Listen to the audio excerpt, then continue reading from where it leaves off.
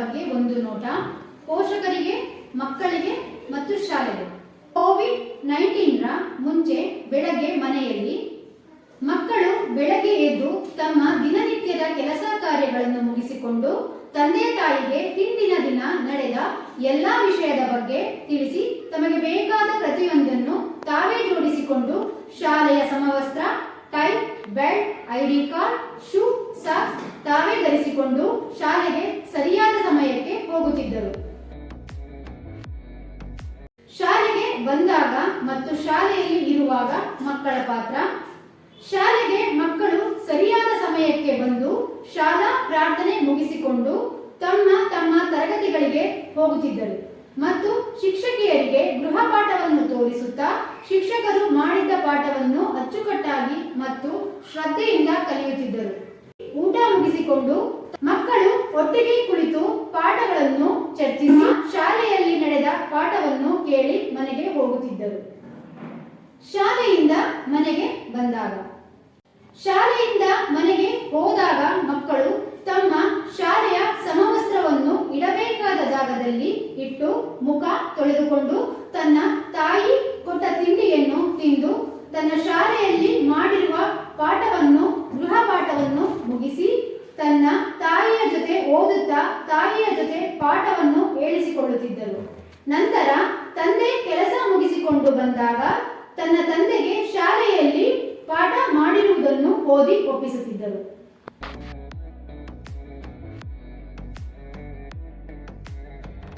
ಒಂದು ದಿನ ರಜೆಯಲ್ಲಿ ಪೋಷಕರು ಮಕ್ಕಳನ್ನು ಹೊರಗಡೆ ಕರೆದುಕೊಂಡು ಹೋದಾಗ, ತಮ್ಮ ಮಕ್ಕಳನ್ನು ಹೊರಗಡೆ ಕರೆದುಕೊಂಡು ಹೋದಾಗ ದಾರಿಯಲ್ಲಿ ಸಿಗುವ ತಮ್ಮ ಪರಿಚಯಸ್ಥರನ್ನು ಅಥವಾ ನಾಗರಿಕರನ್ನು ಗೌರವ ನೀಡುತ್ತಾ ಅವರಿಗೆ ತಲೆಬಾಗಿ ನಡೆಯುತ್ತಿದ್ದರು. ಜೊತೆ ಅವರು ಕೇಳುತ್ತಿದ್ದ ಎಲ್ಲಾ ಪ್ರಶ್ನೆಗೆ ಉತ್ತರಿಸುತ್ತಿದ್ದರು ಮತ್ತು ಪೋಷಕರು ಏನನ್ನು ಹೇಳುತ್ತಿದ್ದರು ಅದನ್ನೇ ಮಾಡುತ್ತಿದ್ದರು. ಹೀಗೆ ಆ ರಜೆ ದಿನ ಮುಗಿಯಿತು.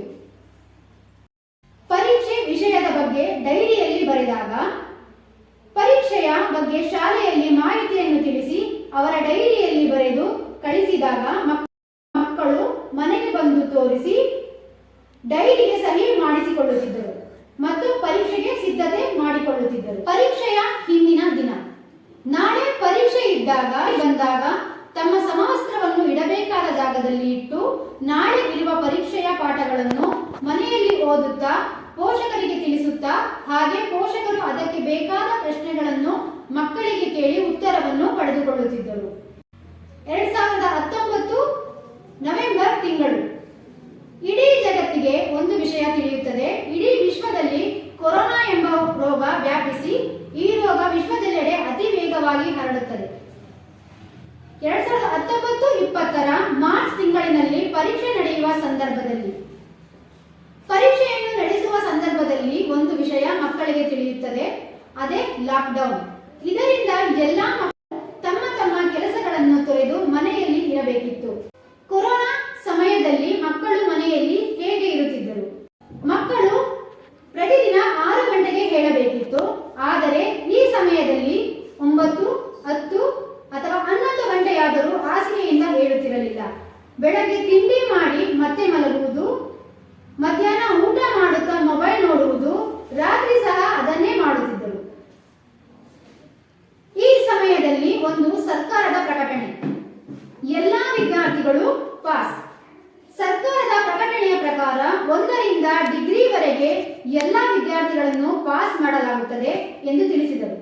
ಇದರಿಂದ ಮಕ್ಕಳಿಗೆ ಖುಷಿಯ ಜೊತೆಯಲ್ಲಿ ಓದುವ ಕಡೆಗಿನ ಆಸಕ್ತಿ ಕಡಿಮೆಯಾಗುತ್ತಾ ಬರುತ್ತಿತ್ತು. ಹೀಗೆ ಇನ್ನೊಂದು ವರ್ಷದಲ್ಲಿ ಕೊರೋನಾ ಮುನ್ನಡೆಯುತ್ತಾ ಬಂದಿತು. 2021-22 ಆನ್ಲೈನ್ ತರಗತಿಗಳು, ಕಾರ್ಯಕ್ರಮಗಳು. ಈ ವರ್ಷ ಮಕ್ಕಳಿಗೆ ಆನ್ಲೈನ್ ತರಗತಿಗಳನ್ನು ನಡೆಯಬೇಕೆಂದು ಸರ್ಕಾರದ ವಿಶೇಷ ಆದೇಶ ವಿದ್ಯಾಗಮ ಕಾರ್ಯಕ್ರಮ ಪ್ರಾರಂಭಿಸಿದರು. ಇಷ್ಟರಲ್ಲಿ ಮಕ್ಕಳ ಮನಸ್ಥಿತಿ ಹದಗೆಟ್ಟು ಹೋಗಿತ್ತು ಮತ್ತು ಈ ವರ್ಷ ಸಹ ಸರ್ಕಾರದ ಆನ್ಲೈನ್ ಶಿಕ್ಷಣದಿಂದ ಮಕ್ಕಳ ಆಸಕ್ತಿ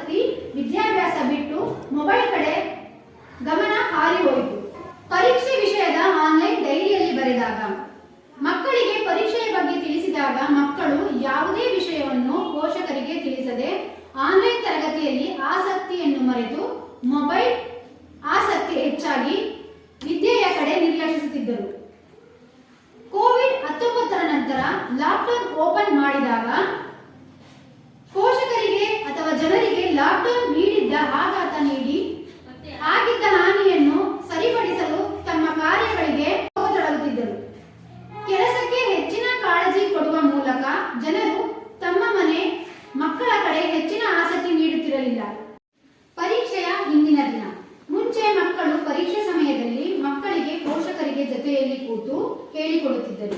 ಆದರೆ ಈಗ ತಂದೆ ತಾಯಿಯರು ಪಾಠವನ್ನು ಕಲಿಸದೆ ಮಕ್ಕಳು ಮೊಬೈಲ್ನಲ್ಲಿ ಮುಳುಗಿ ಹೋಗುತ್ತಿದ್ದಾರೆ. ಲಾಕ್ಡೌನ್ ಮುಗಿದ ಮೇಲೆ ಮಕ್ಕಳನ್ನು ಕೆಲಸಕ್ಕೆ ಬಳಸಿಕೊಂಡಿದ್ದರು.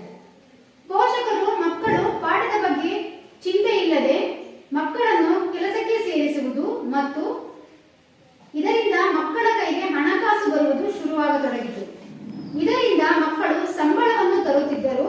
ಇದರಲ್ಲಿ ಮಕ್ಕಳಿಗೆ ಸ್ವಲ್ಪ ಮೊತ್ತವನ್ನು ಕೊಟ್ಟು ಉಳಿದದ್ದನ್ನು ಪೋಷಕರು ಇಟ್ಟುಕೊಳ್ಳುತ್ತಿದ್ದರು. ಮಕ್ಕಳ ಕೈಗೆ ದುಡ್ಡು ಬಂದಾಗ ಮಕ್ಕಳಿಗೆ ಹಣದ ಮೇಲೆ ಹೆಚ್ಚಾದ ಮೋಹ ಬರತೊಡಗಿತು. ಇದರಿಂದ ಮಕ್ಕಳು ತರುತ್ತಿದ್ದ ಸಂಬಳದಲ್ಲಿ ಹೆಚ್ಚನ್ನು ತಾವೇ ಇಟ್ಟುಕೊಂಡು ಉಳಿದ ಮೊತ್ತವನ್ನು ಮನೆಗೆ ನೀಡುತ್ತಿದ್ದರು. ಅದರಲ್ಲೂ ಸಹ ಮಕ್ಕಳು ಪೋಷಕರ ಹತ್ತಿರ ಹಣ ಪಡೆದುಕೊಳ್ಳುತ್ತಿದ್ದರು. ಲಾಕ್ಡೌನ್ ಎಲ್ಲ ಮುಗಿದ ಮೇಲೆ ಶಾಲೆಗಳು ತೆರೆದಾಗ ಮಕ್ಕಳ ಮನಸ್ಥಿತಿ. ಪೋಷಕರು ತಮ್ಮ ಮಕ್ಕಳನ್ನು ಶಾಲೆಗೆ ಹೋಗಬೇಕೆಂದು ತಿಳಿಸುತ್ತಾರೆ. ಮಕ್ಕಳು ಶಾಲೆಗೆ ಹೋಗಬೇಕಿದ್ದ ದಿನ ಬೆಳಗ್ಗೆ ಮಕ್ಕಳು ಶಾಲೆಗೆ ಬೆಳಗ್ಗೆ ಎದ್ದು ಹೋಗಬೇಕಾದಾಗ ಮಕ್ಕಳಿಗೆ ಸಮವಸ್ತ್ರವನ್ನು ಹೇಗೆ ಧರಿಸಬೇಕು ಎಂದು ಬರುತ್ತಿರುವುದಿಲ್ಲ. ಪೋಷಕರು ತಮ್ಮ ಮಕ್ಕಳನ್ನು ತಯಾರು ಮಾಡಿ ಕಳಿಸಬೇಕಿತ್ತು ಮತ್ತು ದಮ್ಮಯ್ಯ ಶಾಲೆಗೆ ಹೋಗಿ ಎಂದು ಹೇಳಬೇಕಿತ್ತು.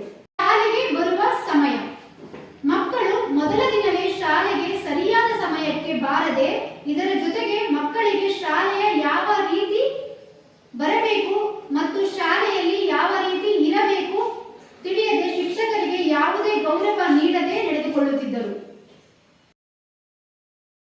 ಶಾಲೆ ಮುಗಿಸಿಕೊಂಡು ಮನೆಗೆ ಬಂದ ಸಮಯ ಶಾಲೆಯಿಂದ ಬರುತ್ತಿದ್ದ ಮಕ್ಕಳನ್ನು ತಮ್ಮ ಪುಸ್ತಕದ ಬ್ಯಾಗ್ ಬೇಕಾದ ಕಡೆ ಎಸೆದು ಬಂದ ಕೂಡಲೇ ಕೈಯಲ್ಲಿ ಮೊಬೈಲ್ ಹಿಡಿದುಕೊಂಡು ಕುಳಿತುಕೊಳ್ಳುತ್ತಿದ್ದರು. ಈ ಸಂದರ್ಭದಲ್ಲಿ ಪೋಷಕರು ನೋಡದೇ ಇರುವ ರೀತಿಯಲ್ಲಿ ಇರುತ್ತಿದ್ದರು ಮತ್ತು ಅವರ ಕೆಲಸಕ್ಕೆ ತೊಡಗಿಸಿಕೊಳ್ಳುತ್ತಿದ್ದರು. ಪರೀಕ್ಷೆಯ ಸಮಯದಲ್ಲಿ ಪೋಷಕರಿಗೆ ಡೈರಿಯಲ್ಲಿ ತಿಳಿಸಿದಾಗ ಡೈರಿ ನೋಡುವುದು ಪರೀಕ್ಷೆ ವಿಷಯವಾಗಲಿ ಯಾವುದೇ ವಿಷಯವಾಗಲಿ ಮಕ್ಕಳು ಮನೆಗೆ ಬಂದು ಪೋಷಕರಿಗೆ ತಿಳಿಸುತ್ತಿರಲಿಲ್ಲ ಹಾಗೂ ಪೋಷಕರು ಕೇಳುತ್ತಿರಲಿಲ್ಲ.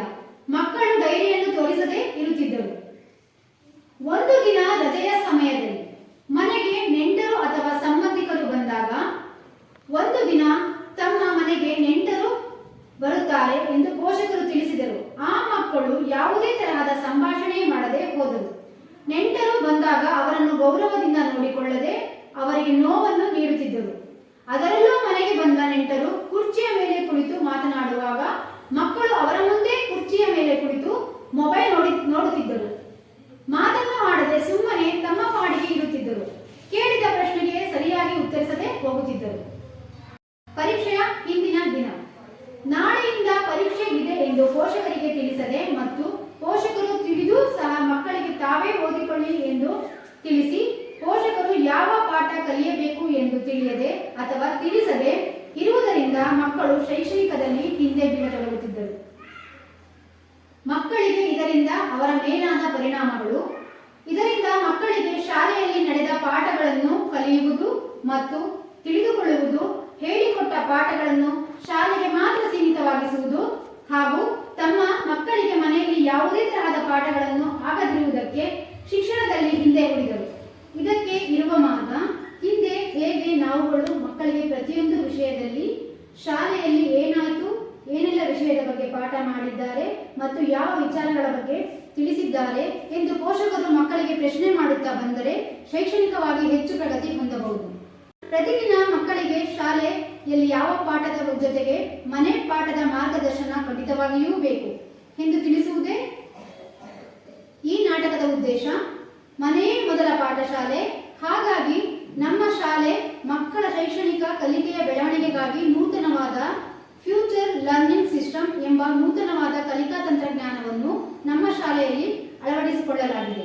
ಇದರಲ್ಲಿ ಮಕ್ಕಳಿಗೆ ಪೋಷಕರು ಯಾವ ರೀತಿ ಮಕ್ಕಳು ಕಲಿಯಬೇಕು ಹಾಗೂ ಯಾವ ರೀತಿ ಪೋಷಕರು ಮಕ್ಕಳಿಗೆ ಕಲಿಸಬೇಕು ಎಂದು ಇದರಲ್ಲಿ ತಿಳಿಸಲಾಗಿದೆ.